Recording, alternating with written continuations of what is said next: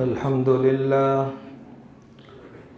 अल्हम्दुलिवलिय्यिहि वस्सलातु अला नबिय्यिहि व अला आलिहि व सहबिहि अलमुतअद्दिबीन बिआदाबिहि अम्मा बअदु अऊज़ु बिल्लाहि मिनश शैतानिर रजीम बिस्मिल्लाहिर रहमानिर रहीम यूसुफ अअरिज़ अन हादा वस्तग़फ़िरी लिज़ंबिकी इन्नकी कुन्ति मिनल ख़ातिईन।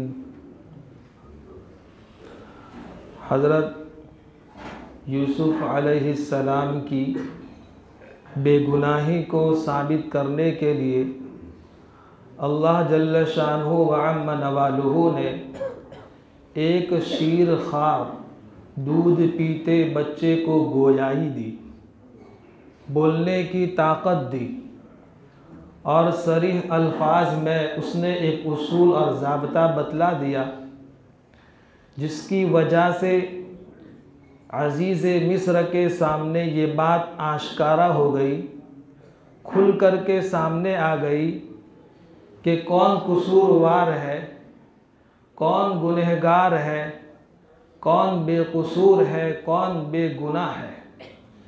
ये अच्छी तरह अज़ीज़ मिस्र के दिलो दिमाग में बात बैठ गई। इसलिए अज़ीज़ मिस्र ने हज़रत यूसुफ अलैहिस्सलाम से दरख्वास्त की और कहा, ऐ यूसुफ, आप पाक दामन हैं, आप बिल्कुल गुनाह से पाक हैं। हाँ, मेरी बीवी कसूरवार है और मेरा तो मिस्र के अंदर एक मकाम है, एक दबदबा है, मेरी तो शहर के अंदर एक इज़्ज़त है। अगर शहर में लोगों को पता चल गया तो मेरी इज़्ज़त का क्या, लोग तो मुझ पर थूकेंगे कि तू मिनिस्टर और तेरी बीवी घर में क्या काम कर रही है। इसलिए अज़ीज़ मिस्र ने हज़रत यूसुफ अलैहिस्सलाम से रिक्वेस्ट की, दरख्वास्त की। क्या की? यूसुफ अअरिज़ अन हादा, यूसुफ छोड़िए, सब भूल जाइए, किसी को बतलाना मत, घर की बात घर के अंदर ही रहे।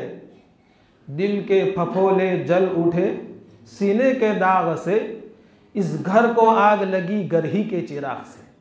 इसलिए मैं अपने नौजवानों से और बच्चों से कहूँगा कि भाई हमसे कोई ऐसा काम न हो जिसकी वजह से हमारे माँ बाप मुआशरे के अंदर चेहरा बताने के काबिल न रहे, माँ बाप को चेहरा नीचा करना पड़े। इसलिए अजीज़ों, कभी भी ऐसा कदम मत उठाना कि जिसकी वजह से पूरा घर बदनाम हो जावे। इसी वजह से किसी ने बड़ी अच्छी बात लिखी है कि माँ बाप का औलाद के साथ सुलूक एक ऐसी कहानी है जिसको लिखते हम हैं, लेकिन हमारी औलादें हमको पढ़ करके सुनाती है। नहीं समझे क्या? बोलो कि भाई माँ बाप के साथ औलाद का सुलूक एक ऐसी कहानी है। अब इसको मुखातब के अल्फाज में बोलो कि भाई माँ बाप के साथ औलाद का सुलूक एक ऐसी कहानी है, लिखते तुम हो लेकिन तुम्हारी औलादें तुम्हें पढ़ कर के सुनाती है। यानी जैसा हम अपने माँ बाप के साथ करेंगे दोस्तों, अजीज़ों, बच्चों, वैसा ही हमारी औलादें हमारे साथ बाद में करेगी। इसलिए हम अपने माँ बाप के साथ अच्छा सलूक और बर्ताव करें। चुनांचे अज़ीज़ मिस्र ने कहा कि भाई ए यूसुफ, ये बात किसी को बतलाना मत, घर के बाहर कभी भी ये बात जानी नहीं चाहिए, किसी को बतलाना मत। दूसरी तरफ जुलेखा खड़ी थी और जुलेखा की तरफ अज़ीज़ मिस्र मुतवज्जे हुए और कहने लगे, वस्तग़फ़िरी लिज़ंबिकी इन्नकी कुन्ति मिनल ख़ातिईन। ऐ जुलेखा, एक तो तूने अपने एक पैगंबर के साथ, अपने एक नबी के साथ गलत काम करने का इरादा किया था और दूसरा तूने एक मासूम पैगंबर पर इल्ज़ाम लगाया था, तूने बदनाम करने की कोशिश की थी।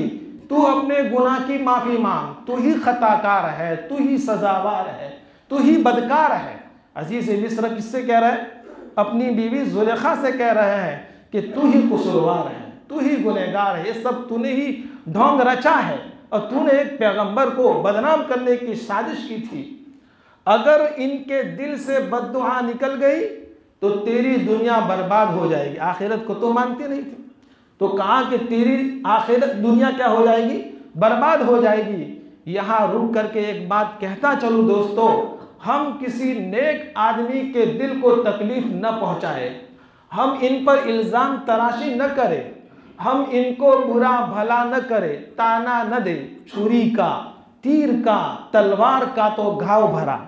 छुरी का, देखो बहुत अच्छा शेर है, छुरी का, तीर का, तलवार का तो घाव भरा, लगा जो जख्म ज़बा का रहा हमेशा हरा। ज़बान से हमने किसी को ताना दिया, पूरी ज़िंदगी लोग याद रखेंगे, इसको भूलेंगे नहीं। इसलिए दोस्तों हम ज़बान को काबू में रखेंगे। खामोश रहने से कभी न पछताया, जब भी पछताया अपने बोल से पछताया। कुरान करीम में अल्लाह फरमाता है, मा यल्फिज़ु मिन क़ौलिन इल्ला लदैहि रक़ीबुन अतीद। हमारी ज़बान से जो लफ्ज़ भी निकलता है, निगरां फरिश्ता उसको क्या कर लेता है भाई, लिख लेता है।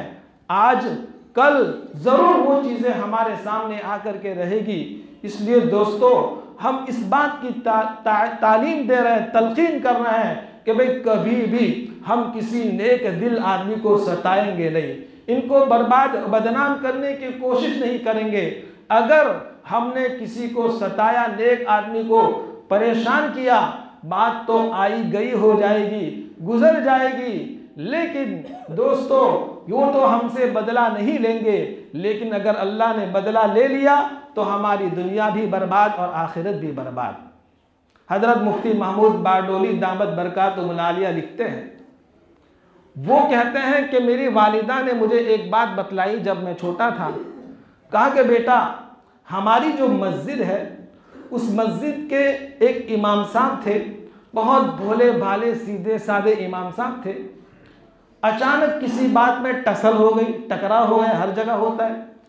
चुनांचे मस्जिद के जिम्मेदारों ने इनको अपने एक जिम्मेदार के घर बुलाया और जैसे ही इमाम साहब पहुँचे, इनको बुरा भला कहा। जिम्मेदारों ने खूब खूब बोला और न बोलने का इनको बोला, और एक जिम्मेदार ने तो खड़े होकर के तमाचा भी रसीद कर दिया, थप्पड़ मार दिया, कुछ नहीं बोले, और फिर इनको खिदमत से निकाल भी दिया, इखराज कर दिया। वो मौलाना चले गए, इमाम साहब चले गए। उसके कुछ महीनों के बाद जिस घर में ये मेटल बनी थी और जिस घर में ये वाक़या बना था, कुछ ही दिनों में यके बाद दिगरे सब बीमार होने शुरू हुए और फिर मरने भी शुरू हुए। मकान के मालिक ने कहा, किसी ने कहा कि क्या हो रहा है, तुम्हारा आधा घर जहन्नम बन चुका, नहीं बल्कि पूरा घर जहन्नम बन चुका है। उनको याद आया, कहा कि भाई तुम्हारे घर में एक ऐसा कभी इससे पहले मामला बना था, उस इमाम साहब को तलाश करो, उनसे माफ़ी मांगो, वरना यके बाद दिगरे सब। हालांकि मुफ्ती साहब लिखते हैं, कहा कि उनकी एक ज़माने में अच्छी पर्सनालिटी थी और बड़े अच्छे घराना समझा जाता था, मालदार समझा जाता था, उनकी मकाम में जगह में इज्जत थी। लेकिन जब ऐसा मामला बना, इसलिए दोस्तों हम किसी नेक आदमी को सता, बल्कि हर किसी को हम सताएंगे नहीं। दो मियाँ बीवी जा रहे थे, किसी शादी ब्याह में जा रहे, उनके कपड़े नए उम्दा पहने हुए थे। इतने में एक बुजुर्ग थे अल्लाह वाले, जो सीधे साधे थे, है ना, अल्लाह वालों के कोई सीन नहीं होते। यही उलमाए किराम, यही मदरसे के मकातिब है, मदारिस के वो असातिज़ा है, यही उलमा है। कहा कि ये नेक लोग हैं। कहा कि अचानक चलने की वजह से कुछ छींटे उनके कपड़ों पर गिरे। चुनांचे उस आदमी ने उस बुजुर्ग को थप्पड़ मार दिया। हजरत कुछ बोले नहीं और ज़रा आगे बढ़े तो एक दुकानदार गरम दूध किए तैयार बैठा था। कहा कि सबसे पहले जो यहाँ से गुजरेगा मैं उसको गर्मा गर्म दूध पिलाऊंगा। इत्तिफाकन उनका गुजर हुआ। आइए हजरत तशरीफ़ लाइए, दूध पीजिए। तो दूध पिया। पीने के बाद कहने लगे, ए अल्लाह तू कैसा मेहरबान है, तू कैसा खुदा है, कभी तो थप्पड़ खिलाता है और कभी तो गर्मा गर्म दूध पिलाता है। तेरी शान के क्या कहने, तेरी खुदाई के क्या कहने। इतना कहना था कि वो औरत दौड़ती हुई आई। कहा कि तुमने मेरे शौहर को मारा है, कहा कैसे मारा है? कहा कि मेरे शौहर ने तुमको थप्पड़ मारा था, मेरा शौहर घर के ऊपर जा रहा था, अचानक सीढ़ी के जीने से सरका और वहीं उसकी मौत हो गई, तो तुम्हारी बद्दुआ से मरा है। उस बुजुर्ग ने कहा कि तुझको जिससे मोहब्बत थी उसने तेरा बदला लिया, मुझको जिससे मोहब्बत थी उसने मेरा बदला लिया। तो नेक बनने में फ़ायदा है कि नहीं दोस्तों? गुनाह से बचने में फ़ायदा है कि नहीं नुकसान है? बोलो। इंशाअल्लाह हम नेकी वाली ज़िंदगी गुजारें। जब भी कोई गुनाह होता रहेगा, लेकिन हम तौबा करते रहेंगे, इंशाअल्लाह तौबा के दामन को नहीं छोड़ेंगे। बाज आ हराचे हस्ती बाज आ, घर काफिरो बुत परस्ती बाज आ, ई दर गहे माँ दर गहे नौमीदी नेस्त, सदबार घर तौबा शिकस्ती बाज आ। वापस आ जाओ। शेख सादी रहमतुल्लाह अलैह फरमाते हैं वापस आ जाओ कैसे भी हो। अगर तुमने बुत परस्ती भी कर ली हो, शिर्क भी कर लिया हो। शिर्क कितना बड़ा गुनाह है। इन्नल्लाह ला यग़फ़िरु अन युश्रक बिही व यग़फ़िरु मा दून ज़ालिका लिमन यशा। अल्लाह ताला शिर्क के अलावा जिस गुनाह को भी चाहेंगे माफ़ कर देंगे। इन्न शिर्क लज़ुल्मुन अज़ीम, शिर्क बहुत बड़ा गुनाह है। इसलिए दोस्तों हम किसी हाल में हमारी जान चली जाएगी लेकिन हम शिर्क करेंगे नहीं इंशाअल्लाह। शिर्क से छोटा शिर्क बड़ा शिर्क तफसील है, आइंदा कभी इस किस्म की आयत आएगी तो बात करेंगे इंशाअल्लाह। खैर, तो कहा कि हम किसी को सताएंगे नहीं। तो अजीज़ मिस्र ने जुलेखा से कहा, ए जुलेखा तू अपने गुनाह की माफ़ी मांग वरना तू बर्बाद हो जाएगी और तुझे चैन नहीं मिलेगा, लिहाजा तू इस काम से बाज आ जा। चुनांचे कुछ ज़माने के बाद, इसीलिए कुरान करीम में दो मकामात ऐसे बतलाए हैं, कहा कि जिनसे अल्लाह ताला खुद ऐलान जंग करते हैं। एक तो हदीस कुदसी जिसमें अल्लाह फरमाते हैं मन आदाली वलियन फ़क़द आदनतु बिल हर्ब, जिसकी तफसील मैंने कर ली। और दूसरा मकाम और दूसरी जगह वो है सूद का लेने वाला, सूद का खाने वाला, सूद को लिखने वाला, सूद का सौदा करने वाला, सूद की चर्चा करने वाला। फ़इल्लम तफ़अलू फ़अज़नु बिहर्बिन मिनल्लाहि व रसूली। ईमान वालो, अगर तुम सूद से बाज ना आए, याद रखो मैं उससे जंग करने के लिए तैयार हूँ और पैगंबर भी जंग करने के लिए तैयार है भाई किसी के बस की बात जो अल्लाह उसके रसूल से जंग कर सके, मुकाबला कर सके। हमने ऐसे लोग भी देखे हैं कि सूद की वजह से बड़ी बड़ी प्रॉपर्टी इन्होंने इख्तियार कर ली, बड़ी बड़ी गाड़ियाँ बंगले बना लिए, लेकिन जब पढ़ती आई तो वो ज़कात के मुस्तहिक हो गए। इसलिए दोस्तों शुरू में तो आदमी खूब तरक्की कर जाता है, लेकिन जब अल्लाह रस्सी को खींचता है तो वो किसी काम का रहता नहीं है। इसलिए अजीज़ों हम सूद से क्या रहेंगे भाई, दूर रहेंगे।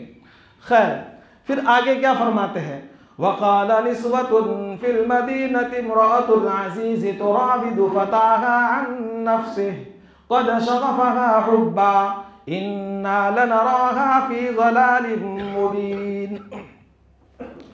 अब जाहिर बात है कि ये पूरी मैटर और पूरा वाक़या घर की 4 दीवारें में हुआ, लेकिन कुछ बातें ऐसी हुआ करती है जो छुपाने से छुपती नहीं बल्कि जाहिर होकर के ही रहती है, फैल ही जाती है, ओपन हो ही जाती है।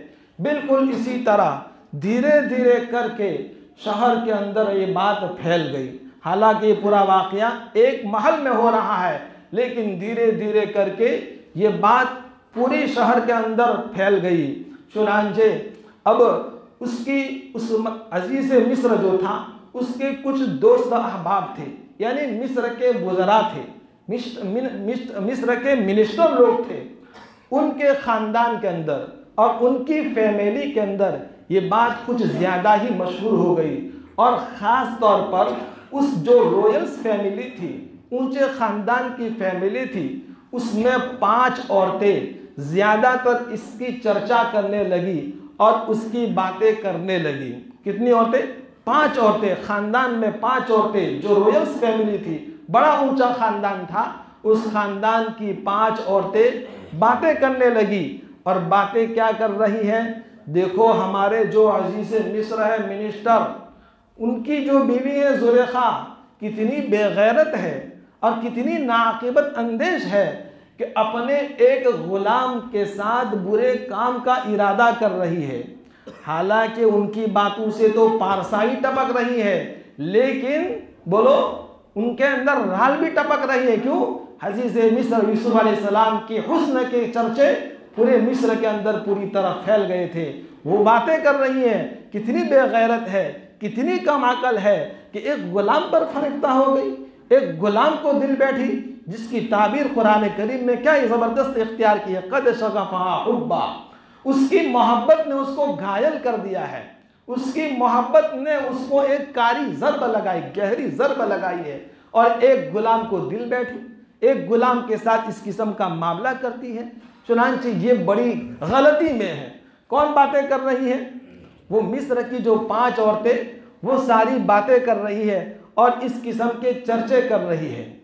इसी वजह से दोस्तों कहा जाता है कि देखिए हमारा जो मजहब है, मजहब इस्लाम, बल्कि शरीयत की नज़र के अंदर ये काम अपनी जगह खुद बुरा है ना। उनका कहना क्या था कि ये जुलेखा अपने किसी लेवल के आदमी के साथ गलत ताल्लुक कायम करती तो कुछ समझ में भी आता, लेकिन एक नौकर के साथ इस किस्म का काम कर रही है। इसी वजह से हमारे मजहब के अंदर, इस्लाम के अंदर, शरीयत की नज़र के अंदर ये काम खुद बुरा है। चाहे अपने लेवल के आदमी के साथ ताल्लुक कायम करे या घटिया दर्जे के आदमी के साथ गलत ताल्लुक कायम करे, जो जुलेखा करना चाहती थी खुद अपनी जगह वो काम क्या है भाई, बुरा है। इसलिए हमारा मजहब और हमारा इस्लाम ये तालीम देता है कि निकाह के बग़ैर, शादी के बग़ैर कोई औरत किसी मर्द के साथ गलत ताल्लुक कायम न करे। कोई औरत किसी मर्द के साथ, किसी औरत के साथ, कोई मर्द किसी औरत के साथ बगैर शादी और निकाह के गलत ताल्लुक न करे। ये हमारा मजहब हमको सिखलाता है, हमारा मजहब ये तालीम देता है। चुनांचे इस किस्म की वो सारी औरतें बातें कर रही है। अब अगली वाली आयत से पता चलता है कि मिस्र के अंदर, इजिप्ट के अंदर उस वक्त के ज़माने में उनकी जो रॉयल्स फैमिली थी, शाही ख़ानदान की और शाही ख़ानदान था, उसमें ये काम करना, बुरा ताल्लुक कायम करना, ये गुनाह नहीं था। इससे समझ में आया कि उस वक्त उनका मुआशरा कितना बर्बाद शुदा होगा, कितनी बेहयाई उनमें फैली हुई होगी, बेशर्मी ने कितना राज किया होगा। तो वो कह रही है, कहा कि ताल्लुक कायम किया कोई बात नहीं है, इससे हमें कोई सरोकार नहीं, कोई वांधा नहीं है, कोई एतराज़ नहीं है, बल्कि उसने एक गुलाम के साथ जो ताल्लुक कायम किया उस पर हमें एतराज़ है। उससे समझ में आया कि उनका मुआशरा कितना बर्बाद होगा। हमारा मुआशरा भी धीरे धीरे उसकी तरफ जा रहा है। दोस्तों हम इंशाल्लाह काबू करेंगे और उसमें बचाएंगे। देखो लज्जत आर्जी मिली, इज्जत दायमी गई, यह है गुनाह का असर, राहत ज़िंदगी गई। थोड़ी देर की लज्जत के लिए हम अपने ख़ानदान में बदनाम हो जाएंगे, अल्लाह भी नाराज़ हो जाएंगे, ज़िंदगी का मकसद भी हमसे दोस्तों फौत हो जाएगा, दुनिया और आखिरत के बनाने का मकसद भी फौत हो जाएगा। ये सारी चीज़ें अल्लाह ने इसलिए बनाई है कि लोग और बंदे मेरे हुक्म के आगे सरे खम तस्लीम कर देवे, मेरे हुक्म के आगे झुक जाए। मा काना लिमुमिन वला मुमिनतिन इज़ा क़ज़ल्लाहु व रसूलुहु, किसी मोमिन मर्द और औरत के लिए ये इख्तियार बाकी नहीं रहता कि अल्लाह की तरफ से कोई हुक्म आ जावे उसकी खिलाफ वर्जी करे। मा आताकुमुर रसूलु फखुदू व मा नहाकुम अन्हु फंतहू, रसूल तुम्हें जो दे उसको दे दो और रसूल तुम्हें जिस बात से रोके उससे रुक जाओ। खैर, अब ये सारी चर्चा चलते चलते जुलेखा के कानों में भी पड़ी। आगे अल्लाह फरमाते हैं, फलम्मा समिअत बिमकरिहिन्ना अरसलत इलैहिन्ना, जब उसके कानों तक ये बात पहुंची और क्या बातें कर रही हैं कि जुलेखा कैसी बर्बाद औरत है कि एक नौकर को दिल दे बैठी और एक नौकर के साथ गलत ताल्लुक कायम करती है। ये उसने अच्छा काम नहीं किया, ये सरी गुमराही में है, खुल्लम खुल्ला गलती में है। ये सारी बातें जुलेखा के कानों तक पहुंची। किसी ने जुलेखा को बताया नहीं, कौन बतावे, वो तो मिनिस्टर की बीवी है, मलिका है, उसका एक राज था, उसका एक मकाम था। किसी ने मुंह पर आकर के इस किस्म की बात नहीं कही। अब यहाँ एक बात आप समझते चले, देखिए अगर हम किसी के अंदर कोई बुराई देखें, गुनाह देखें, तो बजाय चर्चा के उसकी मुलाकात करे और अल्लाह ताला से दिल दिल में दुआ करते हुए जाए और उसकी मुलाकात करके कहे, भाई मैंने सुना है कि तुम ये गुनाह करते हो, तुमसे ये गलती होती है, अल्लाह के वास्ते उससे आज़ादी इख्तियार कर लो, इस गुनाह को छोड़ दो। तो दोस्तों, बजाय चर्चा करने के हम उसकी मुलाकात करेंगे, बात समझाएंगे, उसको इंशाल्लाह बात समझ में आ जाएगी और फिर वो गुनाह से छुटकारा पा लेगा। तो किसी की इस्लाह का यही तरीका है। हम क्या करते हैं, बस चर्चाएं करते फिरते हैं, चर्चाएं करते फिरते हैं। चर्चा करने की वजह से बात आहिस्ता आहिस्ता आगे बढ़ेगी। तो इसके अंदर हमको ये सबक मिला। और ये सारी मिस्र की जो 5 औरतें आला खानदान की, वो इस किस्म की बातें कर रही है, लेकिन जुलेखा के पास आकर के ये नहीं कह रही है, लेकिन जुलेखा को बात पहुंच गई, उसके कानून में बात आ गई। तो जुलेखा ने कहा, अच्छा मेरे विरुद्ध में जो औरतें बातें कर रही हैं, अरसलत इलैहिन्न, मैं इनको आमंत्रण देती हूँ, मैं इनको दावतनामा देती हूँ कि वो सब मेरे यहाँ दावत खाने के लिए आवे और मेरे यहाँ सारा एक निज़ाम तैयार है पहले से, वो आवे। फिर क्या कहा, वअअतदत लहुन्ना मुत्तका, उसने एक ज़बरदस्त एक पूरा हॉल डेकोरेशन के ज़रिए सजाया और खूबसूरत कुर्सियाँ और कुर्सियों को अच्छी चीज़ों से इसको सजाया। देखिए आजकल शादियों में कुर्सियाँ और टेबल कैसे होते हैं भाई, बापर्दा होते हैं, लेकिन आने वाली सब बेपर्दा होती है। कुर्सियाँ इतनी गैरतमंद हो गई है, खुद पर्दे में आती है और लेकिन हमारी औरतें बगैर पर्दे के जाती है। दोस्तों, इसलिए हम इस मुआशरे को ज़रा काबू में करें। समझा रहे भाई, तुमको पर्दा करने का है, कुर्सियों को पर्दा नहीं करने का है।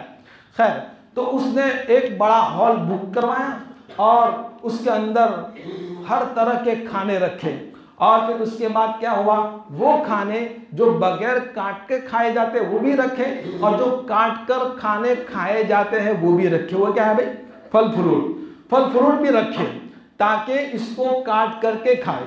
इससे यहाँ मुफस्सिरीन ने बड़ी नुक्ते की बात लिखी है, कहा कि मेहमान के आने पर जब फल फ्रूट रखे तो उसको बगैर काटे रखे, काटे नहीं, काट करके रखेंगे तो ये फ्रूट जल्दी बिगड़ जाता है, खराब हो जाता है और हर कोई हर किस्म के फल खाता नहीं, बाग फल खाते हैं, ये तो फिर जल्दी बिगड़ जाएंगे।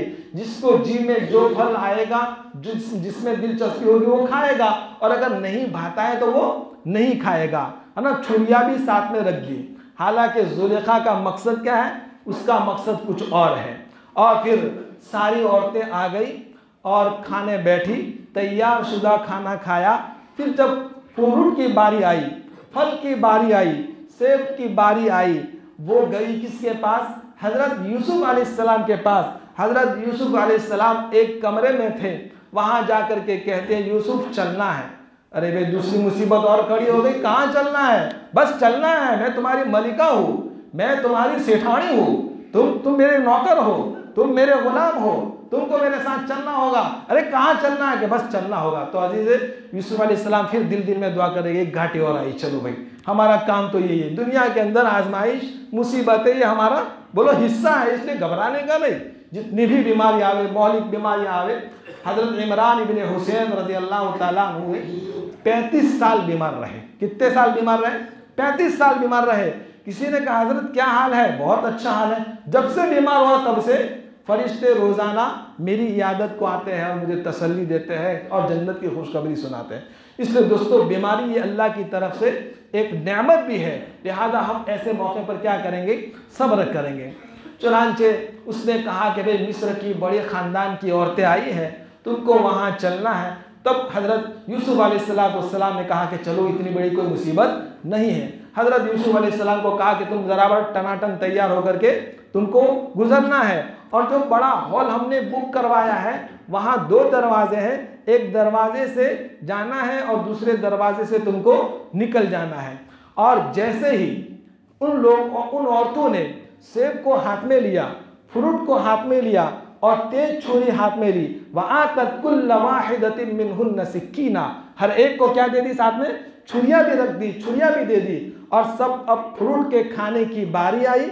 जैसे ही हजरत यूसुफ अलैहिस्सलाम का गुजर हुआ और इन लोगों ने फल काटना शुरू किया, कहते हैं कि हजरत यूसुफ अलैहिस्सलाम के चेहरे, जाहिर बात है कि उनकी खूबसूरती का क्या आलम था कि आधी दुनिया की खूबसूरती अल्लाह ने इनको दी थी। नूरानी चेहरा, चमकता चेहरा और बिल्कुल नीची निगाहों के साथ अपने आप को गुनाहों से बचा, तो कोई इधर उधर का ख्याल नहीं, बस अल्लाह की तरफ तवज्जो है और गुजरते जा रहे हैं। और ये मिस्र की सारी औरतें बोलो फल को काटने के लिए बेख्याली के अंदर हजरत यूसुफ अलैहिस्सलाम के देखने में ऐसी मशगूल हो गई, कहा कि बजाय फल काटने के इन लोगों ने अपनी उंगलियां काट ली और अपनी उंगलियों को क्या कर दिया, लहूलुहान कर दिया। वक़ालत इख़रुज अलैहिन्ना, तुम निकले तो उनका यह हाल हुआ, है ना। और इसी वजह से यहाँ रुक करके मैं आपको एक हदीस सुनाता चलूँ। अमीरुल मोमिनीन हजरत आयशा सिद्दीक़ा रज़ियल्लाहु ताला अन्हा फरमाती है कि यूसुफ को देखने वालियों ने देख करके अपने हाथों की उंगलियां काट डाली थी और अपने हाथों की उंगलियों को लहूलुहान कर दिया था। अगर मेरे दिलबर, मेरे आकाए मदनी, आका और सरदार मेरे खाविन को देख लेती तो अपने दिल के टुकड़े टुकड़े कर डालती। और हमारे नबी को पूरी दुनिया की खूबसूरती दी थी, मेरे पूरी दुनिया की। या साहिबल जमाली व या सय्यिदल बशर मिन वजहिकल मुनीर लक़द नुफ़िरल क़मर, आपकी चेहरे की बरकत से 24 रात के चांद को खूबसूरती मिली, आपके रुख अनवर से चेहरे को खूबसूरती मिली। तो अंदाजा लगाइए कि आपके चेहरे की खूबसूरती का क्या आलम होगा।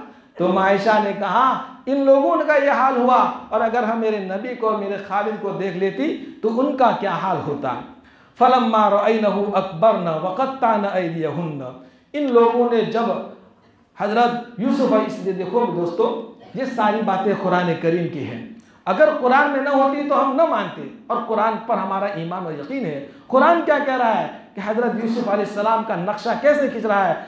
फलम्मा रअयनहु अकबरनहु व क़त्तअना अयदियहुन्ना व क़ुलना हाशा लिल्लाहि मा हाज़ा बशरा इन हाज़ा इल्ला मलकुन करीम। जैसे ही हजरत यूसुफ अलैहिस्सलाम की खूबसूरती पर इनकी नज़र गई और देखने में ऐसी मशगूल हो गई कि अपने होश व हवास को खो बैठी, और क्या कहने लगी, साथ में उंगलियां तो काटी ही काटी, लहूलुहान हुई, और साथ में क्या कह रही, वकुलना हाशा लिल्लाहि मा हाज़ा बशरा, खुदाए पाक की कसम ये कोई बशर नहीं है, ये कोई इंसान नहीं है, इंसान में इतनी खूबसूरती नहीं हो सकती, ये तो आसमान से आया हुआ मुअज़्ज़ज़ कोई फरिश्ता है, और फरिश्ता ही ऐसा हो सकता है। चुनांचे उनकी ज़बानों से ये बात निकली तो ज़ुलेखा को मौका मिल गया, और ज़ुलेखा क्या कहने लगी, क़ालत फ़ज़ालिकुन्नल्लज़ी लुमतनी फ़ी, तुम ही तो मुझे ताना दे रही थी, तुम ही तो मुझ पर इल्ज़ाम लगा रही थी, तुम्हारा क्या हाल हुआ, तुम मुझे मलामत कर रही थी, तुम्हारा क्या हाल हुआ, तुमने तो सिर्फ एक मर्तबा देखा तो यह हाल हुआ, और ये तो मेरे महल में हर तरफ मेरी नज़रों के सामने रहता था, मेरा सारा काम करता था, तो उसकी खूबसूरती पर मैं अपना दिल दे बैठी, तो मैंने क्या गुनाह किया, मैंने क्या कसूर किया। चुनांचे उसको मौका मिल गया, तुम मुझे टॉन मार रही थी, तुम मुझे ताना दे रहे थे, देखो तुम्हारा क्या हाल हुआ। आगे ज़ुलेखा क्या कहती है, वलक़द रावतुहु अन नफ्सिही फस्तअसम, कहा कि मैं ही कसूरवार हूँ, एतराफ़ किया, गुनाह का इकरार किया। देखो दोस्त देखो, और तो मैं ही कसूरवार हूँ, मैंने ही गुनाह किया है, मैंने ही सारा काम रचा है, मैंने ही प्लान किया है। फस्तअसम, लेकिन यूसुफ तो बचा रहा, दूर रहा, यहाँ तक कि मैंने इतना काम किया, उसको बहलाया फुसलाया, अपनी तरफ मुतवज्जि किया, लेकिन एक नज़र भर करके क्या, एक कन आँखों से मेरी तरफ उसने देखा नहीं, और गुनाह के करीब हुआ नहीं। आपने शुरू में देखा ना, शुरू से सुनते आ रहे हैं भाई, कैसा हाल किया था हज़रत यूसुफ अलैहिस्सलाम का, कितना इनको अपनी तरफ मुतवज्जे करने के सारे प्लानिंग कर रही है, बातें कर रही है, इधर उधर की सारी चीज़ें पेश, लेकिन हज़रत यूसुफ अलैहिस्सलाम गुनाह से बचे रहे। हम भी इंशाअल्लाह गुनाह से बचेंगे इंशाअल्लाह, अल्लाह हमारी मदद फरमाए। फिर आगे देखो, अब ज़ुलेखा को मौका मिल गया। अब ज़ुलेखा क्या कह रही है, ऐ यूसुफ तुम तो पहली मर्तबा बच गए थे, मैं तुम्हारी सेठानी हूँ, तुम मेरे नौकर हो, अब मैं तुमको ये काम करने पर मजबूर करूँगी और तुमको ये करना पड़ेगा। अब ये बड़ी दादागिरी से कह रही है ना, ऐसे ठंडे दिमाग से नहीं कह रहे, बल्कि दादागिरी से। अंदाज़ा लगा उनका मुआशरा कितना बोलो गंदा होगा, कितना बुरा मुआशरा होगा, कितना सड़ियल इनका मुआशरा होगा। सरेआम दो टोक लफ्जों में और खुल्लम खुल्ला दादागिरी से क्या कह रही है, यूसुफ पहली मर्तबा तो तुम बच करके निकल गए, अब तुम बच करके निकलने वाले नहीं हो, मेरी ख्वाहिश की आग तुमको बुझानी पड़ेगी। अगर तुमने ये काम नहीं किया तो क्या फरमाया, लयुस्जनन्न वलयकून मिनस सागिरीन, तुमको कैद कर दिया जाएगा और तुमको क्या कर दिया जाएगा, जलील व ख्वार कर दिया जाएगा, तुम्हारी इंसल्ट कर दी जाएगी, तुमको बदनाम कर दिया जाएगा, इसलिए तुमको ये काम करना ही पड़ेगा। अब देखिए यहाँ दोस्तों, हजरत यूसुफ अलैहिस्सलाम की सारी बेगुनाही साबित हो गई, अच्छी तरह बात वाज़ेह हो गई। तो अजीज़ मिस्र की तफीर आए और कहने लगे, ऐ यूसुफ तुम बड़े अच्छे आदमी हो, तुम भले आदमी हो, तुमको ये जुलेखा किन किन अंदाज से सता रही है, तुम्हारे साथ क्या कैसा मामला कर रही है, क्योंकि ये पूरी बात और ये पूरा मामला पूरे शहर में फैल गया था। अब अजीज़ मिस्र की इंसल्ट हो रही है और बेइज्जती हो रही है, तो अपनी बेइज्जती को छुपाने के लिए अजीज़ मिस्र क्या कह रहा है, क़ाल रब्बि, हज़रत यूसुफ अलैहिस्सलाम कह रहे हैं, रब्बिस सिज्नु अहब्बु इलैया, तो कहा कि ए अल्लाह मुझे तो कैद खाना ही पसंद है, मुझे तो जेल जाना ही पसंद है, जेल जा सकता हूँ, लेकिन इन औरतों की जेल में, इन औरतों की चाल में मैं फंसना नहीं चाहता। इसलिए दोस्तों आखिरत उनके सामने थी, दुनिया तो गुजर जाएगी, जेल खत्म हो जाएगी एक दिन, लेकिन आखिरत के अंदर मैं पकड़ा गया तो आखिरत के अंदर मेरा बहुत बुरा हाल होगा।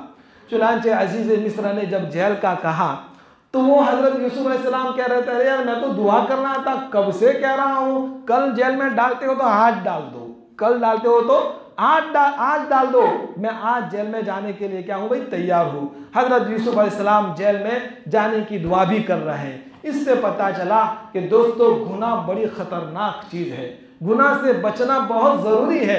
देखिए हजरत यूसुफ अलैहिस्सलाम जेल में जाने के लिए तैयार हो गए। मुफस्सिरीन यहाँ बड़ी अच्छी बात लिखते हैं, वो क्या कहते हैं कि हजरत यूसुफ अलैहिस्सलाम ने जेल मांगी, जब जेल में चले गए वही आई, कहा कि अच्छा यूसुफ तुमने ही जेल मांगी है, खुद ने मांगी है, इसलिए भुगतो, अगर तुम कोई दूसरी चीज़ मांगते तो तुमको वो चीज़ मिल जाती। लेकिन हजरत यूसुफ अलैहिस्सलाम उधेड़-बुन में मुब्तला हो गए थे, कुछ ख्याल रहा नहीं और जेल के अल्लाह ताला से क्या कर दी भाई, दरख्वास्त कर दी और कहा कि मैं जेल जा सकता हूँ, लेकिन इन औरतों के फितने में फंसना नहीं चाहता, इन औरतों के फंदे में मैं फंसना नहीं चाहता, इसलिए अल्लाह मुझे जेल दे दे। इसलिए दोस्तों रिवायत के अंदर आता है कि एक सहाबी अल्लाह ताला से दुआ कर रहे हैं, क्या, अल्लाहुम्मा इन्नी अस्अलुका सब्र, ए अल्लाह मैं आपसे सब्र की दरख्वास्त करता हूँ। अल्लाह के रसूल ने सुन लिया, फरमाया कि सब्र मत मांगो, क्यों, सब्र का मांगना ये मुसीबत का मांगना है, मुसीबत आएगी तब फिर सब्र करोगे, इसलिए सब्र मत मांगो, बल्कि क्या मांगो, आफियत मांगो।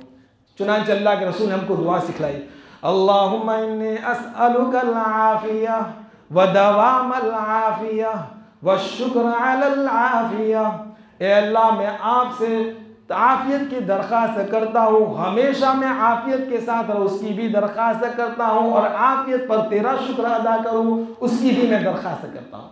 एक सहाबी बीमार थे, अल्लाह के रसूल सल्लल्लाहु अलैहि वसल्लम इयादत के लिए पहुँचे, चुनांचे फरमाया क्या मांग रहे अल्लाह से, कहा कि अल्लाह के रसूल मैं अल्लाह ताला से ये मांग रहा हूँ और ये कह रहा हूँ, अल्लाह तू मुझे आखिरत में जो जहन्नम में डालेगा इसके बदले तू दुनिया में मुझे मुसीबत दे दे, इसके बदले तू मुझे दुनिया में बीमारी दे दे। हम भी जब परेशान होते हैं, हालात में आते हैं तो बोलो मुसीबत मांगते हैं, मौत मांगते हैं, है ना। अब तो घबरा के कहते हैं मर जाएंगे, मर कर के भी चैन न पाया तो किधर जाएंगे। चुनांचे अल्लाह के रसूल ने फरमाया कि ऐसा मत मांगो। हमारी औलादें जब हमें परेशान करती है तो हम क्या कहते हैं, तू नहीं होता तो अच्छा होता। अरे भाई औलाद का ना होना ये भी तो एक मुसीबत है। औलाद जब सताती है तो क्या कहते हैं, तू नहीं होता तो अच्छा होता। अरे भाई औलाद का ना होना ये भी क्या है, मुसीबत है। यूं क्यों नहीं कहते अल्लाह उसको नेक बना दे, या अल्लाह उसकी जिद को ख़त्म फरमा दे, या अल्लाह इसको पारसा बना दे, यूं क्यों नहीं कहते। हमारी औरतें भी इस तरीके से ताना देती है, हाय लोही पीजियो, है ना, और मरी जा तो हाउ आटले भी जत और की बात चले भी जाते हैं, दुआ कबूल हो जाती है।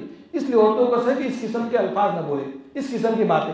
बच्चे, बच्चा, बकरी, बंदर। हज़रत थानी साहब लिखते हैं बच्चा, बकरी, बंदर, ये तीनों कभी खामोश नहीं बैठेंगे। खामोश बैठे तो समझ जाने का कि बीमार होंगे। और हमारे बदमाश, खूब बदमाशी करे, खूब मस्ती को करे। मेरे बिलड़ी मेरा ससुराल है, तो वहाँ हमारे 2 मौलाना हैं ससुराल में, तो हमारे बच्चे बहुत बदमाशी करते हैं, ऊपर से नीचे, नीचे सबको परेशान करते हैं और दौड़म भाग। तो औरतें कहने लगी कि मौलवी के बच्चे ऐसे ही होते हैं।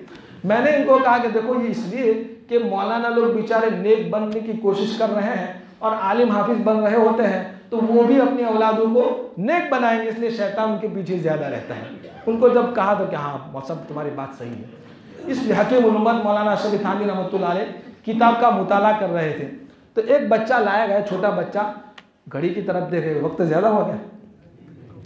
हजरत थानी साहब के पास एक बच्चा लाया, तो बच्चा गुमसुम बैठा था, कुछ हिल भी नहीं रहा, चुपचाप ऐसे पोले की तरह इस तरह बिल्कुल बैठा था। ठीक है, ले जाओ, तो दूसरा बच्चा लाओ।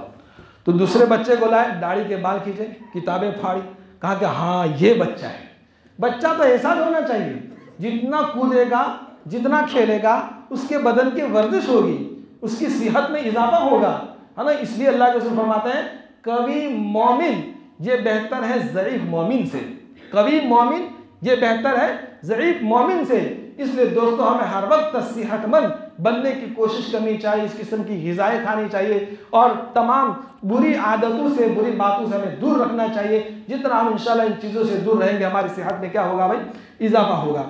चुनांचे आगे कह रहे हैं कि अब मैं तो जेल में जाने, तो सहाबी से कहा, अल्लाह के रसूल ने फरमाया क्या आप अल्लाह से सलामती क्यों नहीं मांगते, आप अल्लाह से आफियत क्यों नहीं मांगते, आप अल्लाह से यूं क्यों नहीं कहते रब्बना आतिना फिद दुनिया हसना व फिल आखिरति हसना व क़िना अज़ाबन्नार। ये अल्लाह मेरी दुनिया भी बेहतर बना, आखिरत भी बेहतर बना, जहन्नम के अजाब से बचा, यूं क्यों नहीं कहते। जब यूं कहा तो हजरत फरमाते हैं कि इनकी बीमारी भी क्या हो गई, दूर हो गई। इसलिए दोस्तों, हम अल्लाह से क्या मांगेंगे, हमेशा आफियत मांगेंगे, सलामती की दरख्वास्त करेंगे। हम बीमारी को नहीं मांग, आ जावे तो फिर सब्र करना है, वावेला नहीं करना।